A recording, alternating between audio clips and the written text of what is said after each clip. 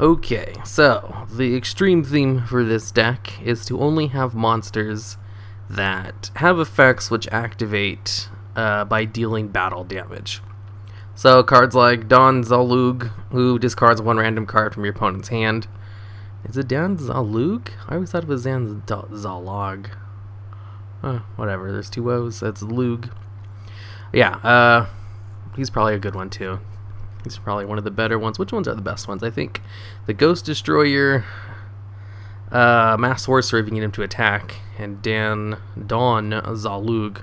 These three are probably the best ones with effects that are pretty useful. Because the Ghost Destroyer, your opponent can't banish cards from the graveyard while he's out. And he can banish 2 cards from the graveyard every time he attacks. I mean, does his battle damage stuff, which is always pretty fun.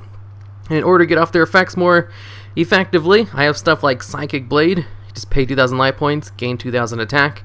Pretty fun stuff. Fairy Box. Flip a coin. If you call it right, your opponent's monster's attack becomes 0. So that's really good.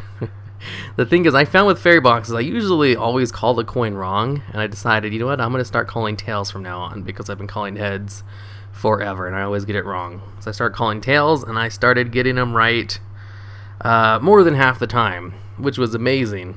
I guess I'm going to have to be a tails person from now on. It makes sense, though. And then, of course, Robin Goblin. Every time you inflict battle damage, discard a card from your opponent's hand.